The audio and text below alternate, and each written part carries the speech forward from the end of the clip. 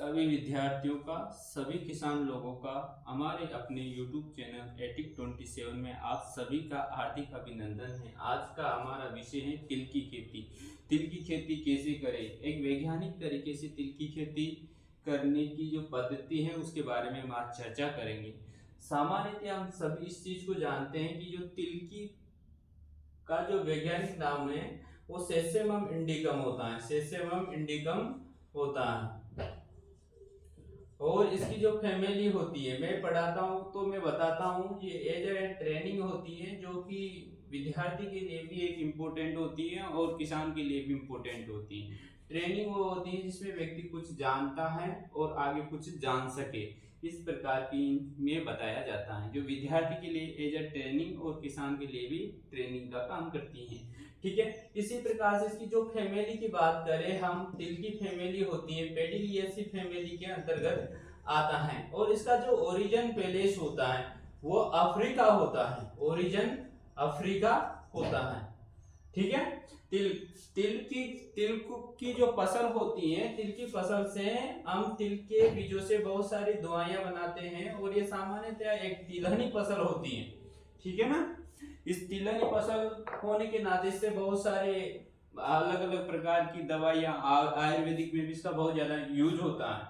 और जो तिल की खेती हमारे भारत में सबसे ज्यादा राजस्थान में, और राजस्थान में पूछा जाए तो राजस्थान में सबसे ज्यादा पाली जिले में तिल की खेती की जाती है। पाली डिस्ट्रिक्ट में तिल की खेती सबसे ज्यादा की जाती है, दूसरे नंबर में जालोर जिले का स्थान आता है। तिल की खेती का क्षेत्रफल अगर राजस्थान में पूछा जाए तो 6.68 लाख हेक्टेयर है, जो कि राजस्थान की तिलहनी फसलों में, जैसे सोयाबीन होता है, इधर से सरसों होती है, तारा मीरा होती है, उन्हीं में तिलहनी फसलों में इसका इकली का स्थान है 19.31%। तिल की उत्पादकता के कम होने के कारण या सभी फसलों में उत्पादकता के कम होने के कारणों के बारे में हम चर्चा करें तो पहला कारण है कि उपयुक्त अखाई जुताई का न होना, यानी अच्छी अखाई जुताई न होना या गर्मीकालीन अखाई जुताई न होना। दूसरा कारण है बीज की उन्नत बीज का न होना। तीसरा कारण है कि संतुलित उर्वरक का न होना। चौथा कारण है संतुलित सिंचाई का न होना। हालांकि ये खरीफ की फसल है इसलिए इसमें सिंचाई की आवश्यकता नहीं पड़ती है, बहुत कम पड़ती है, बहुत रेयर केस में पड़ती है। अगर पड़ भी जाए तब भी इसमें क्या है कि सिंचाई अन्य फसलों में देखा जाए तो वहां पर सिंचाई भी एक उपयुक्त सिंचाई की आवश्यकता की पूर्ति नहीं हो पाती, इस कारण किसान की फसल की उपज कम हो जाती है।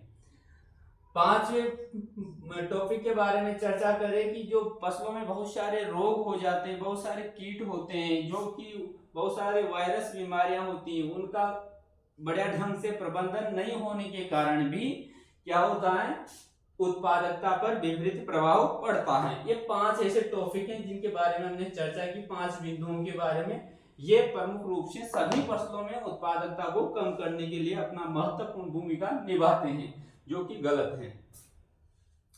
इसी प्रकार से हम बात करें कि खेती की तैयारी कैसे करें। मैंने वहां पर एक टॉपिक बताया था कि गर्मीकालीन जुताई का न होना। हमेशा खेत की तैयारी अगर शुरू करनी है तो मिड अप्रैल से और मिड मई के बीच में खेत की पहली जुताई कर देनी चाहिए, जिससे सामान्यतः गांव में करार कहते हैं, वो करार का जो उपयुक्त समय होता है वो अप्रैल मई के समय में होता है, लगभग आखा तीज का समय होता है इस टाइम।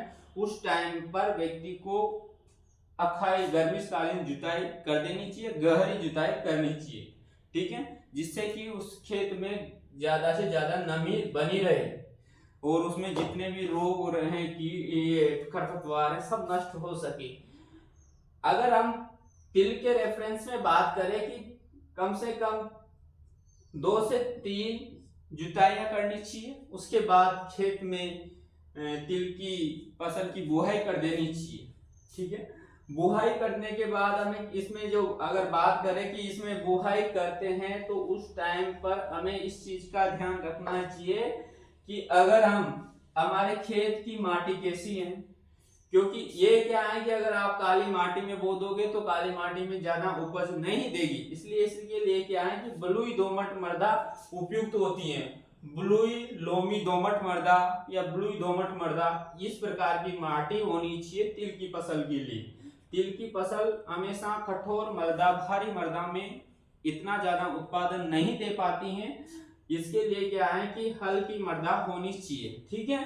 सामान्य भाषा में बात करें तो इसकी उन्नत किस्में, तिल की उन्नत किस्में बहुत सारी हैं। RT 125 जो कि बहुत पुरानी किस्म है, जो 75 से 80 दिन में पक जाती हैं और ये 10 से 12 क्विंटल प्रति हेक्टर उपज देती हैं। इसके पौधे की लंबाई 100 से 120 सेंटीमीटर तक होती है।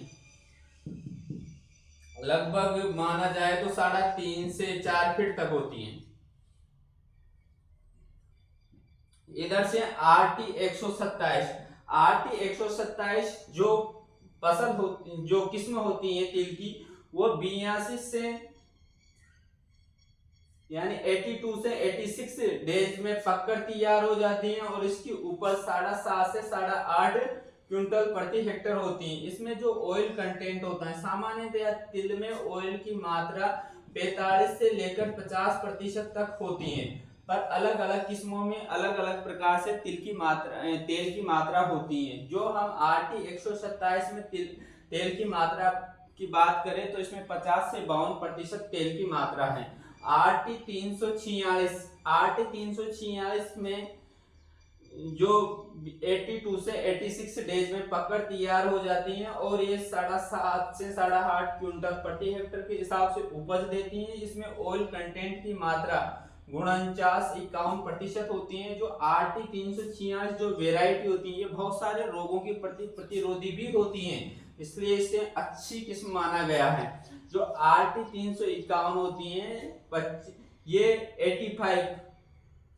85 दिन में पककर तैयार हो जाती है। इस किस्म की पौधों, अगर आपसे पूछ लिया जाए कि चौगर्दी पौधियां, चौगर्दी मतलब इस प्रकार से जो डंठल होता है, इसमें इधर भी इस प्रकार से चौगर्दी फलियां किस प्रकार की तिल की कौन सी वेराइटी में पाई जाती हैं, वो RT 351 में चौगर्दी फलियां पाई जाती हैं। और इसमें ऑयल कंटेंट की बात करें तो ऑयल कंटेंट इसमें 50% तक होता है और इसमें उपज की बात करें तो इसमें 7 से 10 क्विंटल प्रति हेक्टर से ये उपज देती हैं। RT 351 की सबसे बड़ी एक विशेषता है चौगर्दी फलियां है ना, और बाकी में नहीं पाई जाती, इसकी चौगर्दी फलियां भी पाई जाती हैं और इसमें ये इसकी सबसे बड़ी विशेषता है। अब बात करेंगे RT 372 ये 85 से 90 दिन में पककर तैयार हो जाती हैं और इसकी महत्वपूर्ण विशेषता होती है कि ये फैलने वाली यानी शाखा वाली किस्म है, मतलब 3-4 शाखाएं निकल जाती हैं इसके, इसलिए इसकी क्या है कि बीज दर भी हम कम लेते हैं और इसमें जो हम कतार से कतार की दूरी और पौधे से पौधे की दूरी में भी ज्यादा अंतर रखते हैं। इसकी जो उपज होती है वह 6 से 10 क्विंटल प्रति हेक्टर के हिसाब से होती है और इसमें ऑयल कंटेंट की मात्रा 48% ऑयल कंटेंट पाया जाता है। बीज की मात्रा देखो, हमें किसी भी प्रकार का बीज हो, कोई सा भी बीज हो, उसका हमेशा बीज उपचार करके ही उसे बोना चाहिए। बीज उपचार के लिए मैंने 2-3 आपको दवाइयां बता रखी हैं, एक तो थायरम बता रखा है, कैप्टान बता रखा है।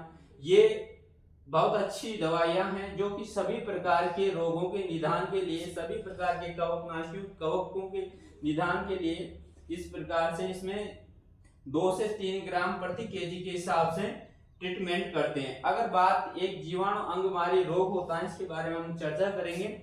जो जीवाणु अंगमारी रोग तिल की फसल में होता है, वह तिल की फसल में उसके बचाव के लिए 10 ग्राम स्ट्रेप्टोमाइसिन नाम की एक जीवाणु रोधक दवाई होती है। इसको 10 लीटर पानी के घोल में इसके बीजों को उपचारित किया जाता है।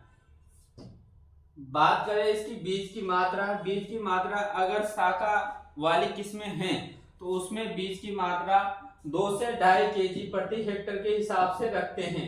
और इसमें स्पेसिंग की मात्रा ये बात करें, रो इनटू प्लांट की दूरी 35 इंटू 15 सेंटीमीटर के हिसाब से रखते हैं। बात करेंगे हम शाखा रहित वाली में 4 से 5 केजी के हिसाब से इसकी बीज दर रखते हैं, और इसकी आर इंटू जो रो इंटू प्लांट की जो दूरी रखते हैं वो 30 इंटू 10 सेंटीमीटर प्रति हेक्टेयर के हिसाब से रखते हैं। ठीक है, यहाँ पर लिखा हुआ है ना। इसी प्रकार से बात करें इसमें उर्वरक की मात्रा ये क्या है कि इसमें ज्यादा उर्वरक की आवश्यकता नहीं होती। अगर चाहो तो आप इसमें सल्फर भी ऐड कर सकते हो, अगर ऑयल की मात्रा ये बढ़ानी है तो सल्फर भी इसमें डाल सकते हो, परंतु खरीफ की फसल है तो इसमें ज्यादा सल्फर की आवश्यकता नहीं पड़ती, क्योंकि खरीफ की फसलों में क्या है कि बरसात के कारण सभी प्रकार के न्यूट्रिएंट्स की पूर्ति हो जाती है, कम आवश्यकता पड़ती है। इसमें जो नाइट्रोजन और फॉस्फोरस का जो रेशियो रखा जाता है वो 20:25 रखा जाता है। हमेशा नाइट्रोजन की मात्रा बुआई के समय आधी डाली जाती है, फिर आधी मात्रा में से आधी एक बार, फिर आधी एक बार, मतलब 3 बार में नाइट्रोजन की मात्रा फसल में दी जाती है ताकि उसकी ग्रोथ अच्छी तरह से हो सके। खरपतवार नियंत्रण के लिए बात करें कि खरपतवारों से किस प्रकार से तिल की फसल में निदान पाया जाए। खरपतवार से निदान पाने के लिए तिल की फसल में हमें क्या है कि अगर फसल 15 से 20 दिन या 20 से 30 दिन के अंतर्गत ही हमें क्या है कि उसमें जितने भी खरपतवार हैं उसमें निराई गुड़ाई वाली क्रिया करनी चाहिए, ताकि उसमें निराई गुड़ाई करने से खरपतवार कम हो सके। अगर ऐसा ना हो तो फिर क्या है कि उसमें आप कुछ रसायन जो कुछ दवाइयां हैं वो भी उनका भी यूज कर सकते हो, किंतु आजकल हमें ऑर्गेनिक की ओर बढ़ना है। हालांकि खरपतवार नाशी जितने भी होते हैं सब ऑर्गेनिक ही होते हैं, जैसे पेंडिमेथालिन का प्रयोग कर सकते हो, ये प्री इमरजेंसी के लिए यानी बुआई के तुरंत बाद में इसका यूज कर सकते हो। फ्लूक्लोरेनिन, एलाक्लोरेस सब प्री इमरजेंसी हर्बिसाइड हैं, इनका यूज आप कर सकते हो इसमें खरपतवार नियंत्रण के लिए तिल की फसल में। ठीक है, अगले लेक्चर में हम बात करेंगे तिल के रोग और कीटों के बारे में। धन्यवाद।